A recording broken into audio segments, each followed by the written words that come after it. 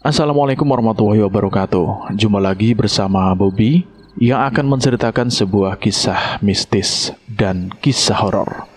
Sebelum lanjut ke ceritanya, buat teman-teman yang baru bergabung di channel ini, silahkan klik tombol subscribe dan tombol loncengnya agar kalian tidak ketinggalan cerita terbaru dari kami. Oke, kita langsung saja menuju ke ceritanya.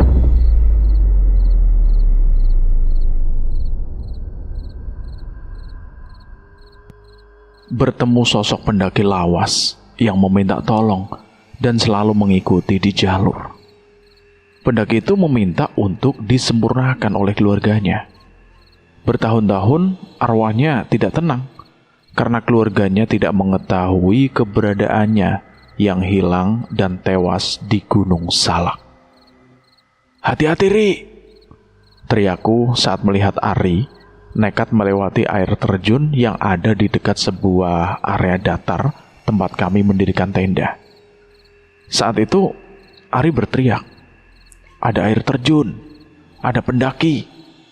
Padahal sepengetahuanku yang sudah mendaki ke Gunung Salak, di area ini tidak ada air terjun. Air terjun sebenarnya ada di jalur arah puncak. Itu juga jarang dilewati pendaki karena letak air terjun itu tersembunyi. "Jangan, Ri! Mundur, Ri! Mundur! Itu bukan air terjun!" Ari yang sedang dalam pengaruh mistis berhasil mengontrol diri. Dia sadar, itu bukan air terjun yang sesungguhnya. Ari mundur dan balik arah menghadapku yang berdiri dengan berpegangan pada sebuah pohon yang akarnya merambat hingga ke dasar jurang. "Lihat, Ri!" Ari sudah tiba di tempatku berdiri menunggu, melihat ke arah yang aku tunjuk. Ternyata air terjun yang dilihatnya tadi sudah berubah menjadi jurang yang sangat dalam. "Loh, Bang, bukannya tadi..." Aku langsung mengajak Ari meninggalkan tempat itu. Saat itu tahun 1997. Aku mendaki Gunung Salak bersama dengan Ari yang sama-sama tinggal di Jakarta Selatan, daerah Kalibata. Aku dan Ari naik kereta dari stasiun Kalibata menuju Bogor. Setelah itu kami naik angkot menuju Cidahu. Turun di Cidahu, aku sengaja mengajak jalan kaki menuju Javana Spa untuk melatih Ari yang belum pernah mendaki. Kami berjalan sekitar 5 km untuk tiba di jembatan Javana Spa. Ari terlihat kelelahan melewati tanjakan-tanjakan yang cukup menguras tenaga. Jalan yang kami lalui juga berkelok-kelok membuat tenaga terkuras. Aku yang sudah pernah mendaki tidak terlalu lelah, mungkin karena terbiasa. Tiba di sebuah tanah lapang yang dikelilingi semak belukar. Suasana sangat gelap gulita karena di sini sudah tidak ada lampu. Bahkan sinar rembulan tidak menembus karena tertutup vegetasi rapat semak belukar setinggi orang dewasa. Kami terus berjalan dalam kesunyian. Suara-suara lenggingan dari suara wanita malam terdengar begitu dekat. Kami diam, hanya saling tatap. Aku sudah mengingatkan pada Ari, kalau menemukan atau mendengar hal-hal aneh di jalur pendakian, diam saja. 15 menit kemudian, kami tiba di gerbang Cidahu. Tidak ada penjaga di sana. Kami lanjut berjalan. Ari mengajak istirahat sebentar. Karena yang akan kami lewati, tanjakan yang menguras tenaga. Akhirnya, kami tiba di jembatan Javana Spa. Di sana ada sebuah bangunan seperti pos satpam yang sudah terbengkalai. Di sebuah tempat yang tidak terlalu luas, ada area datar yang dikelilingi semak yang tidak terlalu tinggi. Di sana, kami ngecamp untuk istirahat dan mengisi perut kami yang lapar. Tenda berdiri, Ari masuk ke dalam. Dia benar-benar kelelahan. Aku tetap di luar memasak air panas menggunakan kompor kecil yang Ari bawa.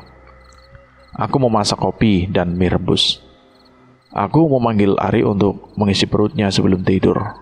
Sementara Ari di luar tenda menikmati kopi dan mie rebus sambil menikmati malam. Aku mencari kayu untuk dibuat api unggun di area hutan yang tidak terlalu jauh dari tempat tenda kami berdiri. Setelah mendapat kayu yang cukup untuk membuat api unggun, aku kembali ke tenda. Aku lihat Ari sudah tidak ada di luar tenda. Aku panik, karena Ari baru sekali ini ke Gunung Salak. Aku mencari ke semua tempat hutan rimba dengan vegetasi cukup rapat, membuat aku kesulitan. Tiba-tiba, aku kaget melihat Ari sedang meniti jurang yang menurutnya itu air terjun. Aku panggil dia untuk melantunkan sholawat di keheningan hutan. Alhamdulillah, Ari balik ke arah dan menghampiriku. "Lu ngapain, Ri? Itu jurang." "Lah, jurang? Itu air terjun. Ada pendaki di sana. Makanya gue turun ke bawah. Dia manggil-manggil gue, Bang." "Udah, kita balik ke tenda aja. Ini udah gak bener, Ri. Banyak pembacaan, Ri." Aku bingung apa yang harus dia baca, karena Ari non-muslim. Di dalam tenda, kami istirahat. Aku melihat Ari sudah terlelap. Tinggal aku sendiri yang sama sekali tidak bisa tidur. Suara-suara teriakan wanita melengking terdengar jelas. Tidak hanya satu, tapi banyak sekali suaranya. Mereka seperti menggerubungi tenda. Aku yang penasaran keluar tenda, dan benar saja. Di luar tenda, di atas pohon, dan di antara pepohonan besar, banyak sosok wanita dengan baju lusuh menggantung di dahan-dahan pohon. Ada yang bersender di batang pohon. Ada juga yang menggantung di dahan-dahan pohon. Aku langsung masuk ke dalam tenda. Kejadian ini tidak aku ceritakan pada Ari. Aku khawatir dia ketakutan dan mengajak pulang. Malam terasa sangat lama. Aku masih sulit untuk memejamkan mata. Suara teriakan berganti tangisan wanita masih terdengar riuh. Bahkan suara tenda dipukul terdengar jelas, seperti kain yang dihempaskan berulang kali. Pagi pun tiba. Suara tawa wanita itu sudah berganti dengan suara burung berkicau. Aku yang sempat tidur sebentar membangunkan Ari. Angin lembah terasa sangat dingin di situ. Kami tetap menggerakkan badan, mengurangi rasa dingin, dan tentu saja untuk menghindari hipo. Kami mulai perjalanan, Ari di depan. Aku di belakang supaya bisa memantau Ari. Aku tidak mau terjadi apa-apa dengan Ari, karena aku yang mengajak dia mendaki Gunung Salak ini. Gunung dengan curah hujan tertinggi dan gunung paling mistis dari gunung lainnya. Kami melewati jembatan, lalu bukit kecil yang terjal, menuruni jalur yang curam, merayap di punggungan jalan Java Naspa. Saat masuk ke dalam hutan bambu yang juga dipenuhi tanaman pakis, Ari mengajak istirahat, tapi karena di hutan bambu ini banyak terdapat sarang ular, aku tetap mengajak untuk tetap berjalan. Setelah melewati hutan bambu, kami masuk ke dalam hutan heterogen. Di sini banyak terdapat pacet. Ari teriak saat pacet itu menempel. Jalur masih standar, tapi beceknya bukan main. Sesekali kami tergelincir bergantian. 1 jam kemudian, kami tiba di pertigaan antara jalur puncak dan kawah. Di sini, Ari melihat sosok pendaki lawas yang dilihat di air terjun yang sebenarnya tidak ada. Sosok pendaki itu berdiri di pinggir jalur. Setiap kali melangkah, dia juga selalu mengikuti. Aku juga merasa ada sosok yang mengikuti kami. Kami terus melangkah sampai tiba di pagar kawat berduri yang mengelilingi sesuatu wilayah. Ari heran, kok bisa gunung dipagarin? Aku hanya diam saja, karena aku sudah pernah melihat pagar kawat berduri ini sebelumnya. Kami melewati area tanah berlumpur, membuat kami jatuh berkali-kali karena licin. Setelah itu, kami melewati perbukitan yang terjal. Kami melewati beberapa pos. Setelah pos 5, kami akan melewati area gambut yang berbahaya. Jalur semakin sempit. Harus konsentrasi, kalau tidak bisa langsung jatuh ke jurang terjal yang dalam. Bahkan dasarnya juga tidak terlihat. Di pos 6, aku mengajak Ari untuk istirahat sebentar. Tapi Ari tidak mau. Dia ketakutan dan memberi kode kalau sosok pendaki lawas itu masih mengikuti kami. Bahkan ikut berhenti di area pos 6 ini. Kami lanjut menuju pos 7. Aku mengikuti keinginan Ari. Kami menyusuri punggungan tipis, melewati tanjakan setan, tanjakan yang sangat terjal. Nafas kami sudah terengah-engah. Di sini, Ari ingin menyerah dan mengajak turun. Aku tahan. Aku tetap mengajak Ari untuk mencapai puncak yang tidak lama lagi. Vegetasi sudah semakin pendek, jalur semakin santai. Kami terus berjalan melewati area tanaman pakis yang lebat. Setelah itu, kami tiba di sebuah lapangan kecil yang terdapat makam tanpa nisan. Entah makam siapa, apa makam sesepuh gunung ini, atau pendaki lawas yang mengikuti mereka. Aku sadar sosok pendaki lawas yang terus mengikuti kami seperti ingin menyampaikan pesan. Area puncak Salak suatu saat itu masih ditutupi pepohonan yang menutupi pemandangan. Tidak seperti sekarang. Tidak ada keterangan apapun kalau ini adalah puncak Salak 1. Puncak saat itu hanya ditandai dengan sebuah makam dan pondok kecil yang ada di sebelah kanannya. Suasana hening dan sepi, hanya ada kami berdua. Dari sudut mataku, aku melihat ada pergerakan sosok yang semakin mendekat ke arah kami.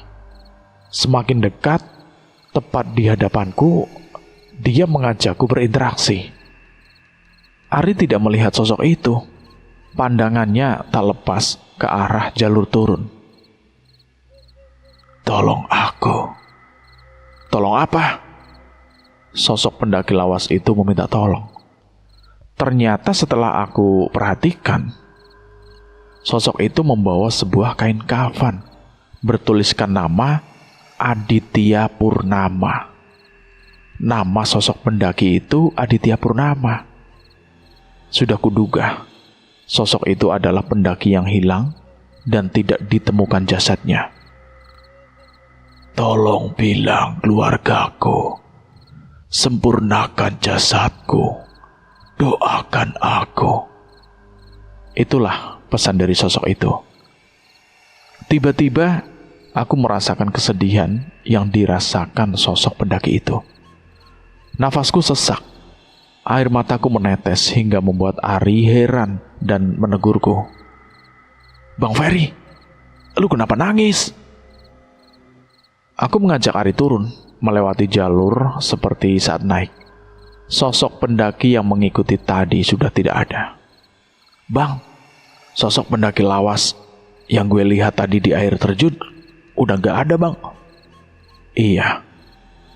Sepanjang jalur turun, aku mengingat nama pendaki itu, dan terlintas alamat pendaki itu di pikiranku. "Tenang, Bang, gue pasti ke rumah keluarga lo setelah turun dan pulang ke Jakarta," ucapku dalam hati. Kami turun dengan santai melewati pos yang tadi kami lewati. Dari kejauhan, aku dan Ari mendengar suara gitar. Tidak jauh dari pagar kawat berduri, tiba-tiba ada sosok lelaki yang sedang bermain gitar. Suara petikan gitarnya itu menusuk hati. Nadanya menunjukkan kesedihan hati yang mendalam. Ari tidak berani melewati sosok lelaki itu. Aku sempat melihat wajahnya saat menatap kami. Dia sosok pendaki lawas yang mengikuti kami. Sepertinya sosok pendaki itu hanya ingin mengucapkan terima kasih karena sudah menitipkan pesan. Aku menarik tangan Ari untuk melewati sosok lelaki yang asik bermain gitar itu. Nada petikannya semakin lirih. "Assalamualaikum bang, permisi," ucapku. Sosok itu tidak menjawab. Dia hanya tersenyum sambil terus menatap kami hingga kami melewati pertigaan jalur. Sampai kami melipir di pertigaan jalur, nada petik gitar sosok lelaki itu masih terdengar. Kami harus kembali lagi ke puncak Salak. Karena satu hal. Sosok pendaki lawas yang berubah menjadi sosok lelaki bermain gitar sepertinya melarang kami turun. Hal itu terjadi saat kami tiba di pertigaan jembatan Javanaspa. Kami hanya berputar-putar di sana saja. Setiap kali kami melangkah, kami kembali lagi ke tempat yang sama. Akhirnya, aku memutuskan untuk beristirahat di sebuah pos satpam yang terbengkalai itu, yang berada di atas jembatan. Kami bermalam di tempat itu. Aku memutuskan turun ke bawah jembatan untuk mengambil air, karena persediaan air kami sudah habis. Ari menunggu di pos seorang diri. Suasana malam tanpa penerangan lampu membuat langkahku terseok-seok. Jalan turun ke bawah jembatan itu juga sangatlah licin. Aku seringkali terjatuh. Aku tiba di pinggir sungai. Airnya sangat jernih, layaknya air pegunungan. Rasanya aku ingin mandi, tapi tentu saja sangat dingin. Untuk mandi juga akan memakan waktu lama. Aku tidak mau meninggalkan Ari dengan waktu lama, karena Ari sendirian di pos satpam yang keadaannya menyeramkan. Dulu pernah terjadi tragedi kelam di dalam pos satpam itu. Perkelahian antara dua satpam yang menyebabkan terbunuhnya salah satu satpam. Sejak itu, tidak ada satu orang pun yang berani berjaga di pos itu. Jangankan berjaga, untuk sekedar singgah sebentar saja, tidak ada yang berani. Aku tidak menceritakan kejadian tragis di pos satpam itu kepada Ari. Aku tidak mau Ari ketakutan dan tidak mau untuk rest di dalam pos. Tenagaku sudah terkuras saat perjalanan turun dari puncak dan hanya berputar-putar di area pertigaan tadi. Saat aku mengambil air, aku dipaksa untuk melihat ke arah depan. Tepatnya seberang sungai yang jaraknya tidak terlalu jauh. Di sana, di seberang sana, ada wanita memakai gaun putih panjang yang sudah kusam, bercampur tanah. Sosok itu menunduk sambil memainkan rambut panjang. Aku dibuat terpana, tubuhku terkunci. Aku seperti dipaksa untuk terus melihat sosok wanita itu. Aku membaca sholawat dan akhirnya lepas dari pengaruh magis sosok wanita itu. "Hei, pergi lo! Jangan ganggu pendaki yang mau ambil air!" Sosok wanita itu menatapku. Tatapannya mengancam. Tiba-tiba, sosok itu terbang, menghampiriku. Dengan kedua tangan terjulur, seakan ingin mencekikku. Spontan aku mundur, tapi aku tidak kabur. Aku lawan dengan bacaan sholawat dan pisau yang ditaburi garam. Aku acungkan pisau itu, yang bertabur garam itu, ke arah wanita itu. Sosok wanita itu langsung terbang menjauh. Gila nih jembatan, angker juga ya. Aku kembali melanjutkan mengambil air. Saat itu, aku mendengar suara bayi menangis. Aku mencari ke segala arah. Suara bayi itu semakin kencang terdengar. Loh, bayi?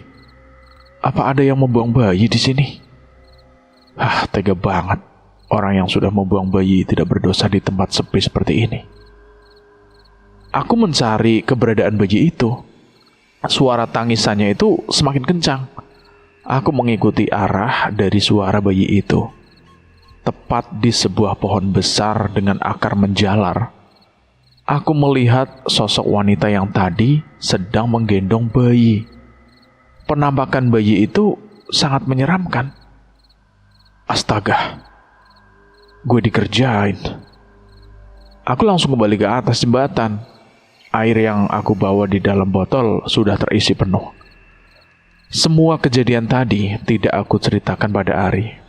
Aku melihat Ari sedang duduk termenung di dalam pos. "Hei, Ri, lu kenapa?" "Bang, gue gak bisa tidur. Tadi gue lihat sekelebat bayangan di depan pos. Gue kejar, Bang. Gue pikir pendaki. Ternyata gak ada, Bang. Padahal jelas-jelas gue lihat sosok itu mondar-mandir, Bang, di depan pos." "Udah lari, biarin aja. Lu mungkin kecapean, jadi salah lihat. Gue seduh kopi sama masak mie dulu ya. Lu jangan tidur dulu, nanti kalau udah mateng, lu makan dulu." Aku menyeduh kopi dan memasak mie di depan pos. Hawa dingin lembab menusuk hingga ke pori-poriku. Dingin sekali. Aku sampai gemetar sambil memasak. Lagi asik memasak, tiba-tiba di kejauhan, aku melihat sosok lelaki berpakaian satpam warna hitam berdiri tidak jauh dari jembatan. Astaga, apalagi ini? Aku tidak menghiraukan. Aku terus melanjutkan memasak. 2 gelas kopi panas dan 2 mangkok mie rebus siap dihidangkan. Tanpa aku panggil, Ari sudah keluar pos. Ari duduk di sebelahku sambil menyeruput kopi. Setelah itu, mie ludes dimakan kita berdua. Aku dan Ari seperti orang yang tidak makan berhari-hari, saking laparnya. Hawa lembab yang dingin sangat mudah membuat pendaki kelaparan. Selesai makan, kami menikmati kopi hitam ditemani angin malam dan suasana syahdu. Aku melihat sosok lelaki dengan pakaian satpam itu masih memperhatikan kami. Sepertinya Ari tidak melihat sosok itu. Dan tiba-tiba hujan turun, deras. Kilatan petir menyambar pepohonan hingga menimbulkan percikan api. Aku dan Ari langsung bergegas masuk ke dalam pos. Pintu pos yang tidak bisa ditutup karena sudah rusak membuat tetesan air masuk ke dalam. Tenda sudah dipasang Ari di dalam pos. Setidaknya kami tidak terkena tetesan air dari depan dan atap pos. Atap pos banyak yang rusak soalnya dan bolong. Ari sudah terlelap di dalam sleeping bag-nya. Tinggal aku yang masih terjaga seperti biasanya. Aku memang sulit tidur, apalagi dalam suasana mencekam seperti ini. Sosok lelaki dengan pakaian satpam itu mendekat. Aku gemetar. Aku sadar sosok lelaki itu bukan manusia. Sudah bisa dipastikan sosok itu arwah dari satpam yang terbunuh di dalam pos ini. Kenapa? Karena pakaian satpam yang membalut tubuhnya itu berlumuran darah. Sosok lelaki dengan pakaian satpam berlumuran darah itu mendekat. Aku yang belum tidur melihat jelas sosok itu berdiri di depan pintu pos yang tidak bisa ditutup. Aku bisa melihat jelas luka bacokan di sekujur tubuhnya. Wajah sosok lelaki itu sangat pucat. Putih seperti kapas. Tidak ada aliran darah sama sekali. Tentu saja karena dia sudah mati. Aku yang masih terjaga mencoba membangunkan Ari. Aku ketakutan. Wajar karena sosok itu menyeramkan. Lebih seram dari sosok pendaki lawas yang mengikuti kami. Ari tetap terlelap. Aku berusaha mengalihkan pandangan ke arah jendela pos. Tapi tidak bisa. Mataku seolah diarahkan untuk tetap melihat sosok itu. Tapi tunggu dulu. Setelah aku perhatiin, kenapa baju yang dikenakan sosok lelaki itu basah? Apa dia terkena air hujan? Kalau sudah mati, air hujan tidak akan berpengaruh untuk orang yang sudah mati. Air tidak akan bisa menyentuh tubuhnya. Apa dia masih hidup? Tidak mungkin. Tubuhnya saja berlumuran darah. Darah, mungkin bajunya yang basah itu karena darah bukan air hujan. Tiba-tiba, "Tolong!" Sosok lelaki itu bersuara. Suaranya lirih, nyaris tak terdengar. Aku gemetar, aku takut. Aku berharap malam segera berlalu, berganti pagi. Sekian lama dicekam ketakutan, subuh pun datang. Azan subuh terdengar dari masjid yang ada di pinggir jalan besar. Luar biasa. Azan terdengar hingga jarak berkilo-kilometer, bahkan di tempat sepi, sunyi dan mistis. Alhamdulillah ya Allah. Aku bersyukur akhirnya bisa melewati malam mencekam. Suara azan sangat menenangkan hatiku. Aku bangun dan ingin mengambil wudhu. Ari juga ikut bangun. "Bang, mau kemana?" "Aku mau turun ke sungai, di bawah jembatan. Ambil wudhu, di sana airnya jernih. Lo mau ikut?" "Ya udah deh bang, gue ikut. Daripada gue sendirian di sini." Aku dan Ari akhirnya turun ke bawah jembatan Javanaspa. Jalanan sangat licin karena hujan deras malaman. Aku berharap sosok wanita dan bayi itu tidak ada.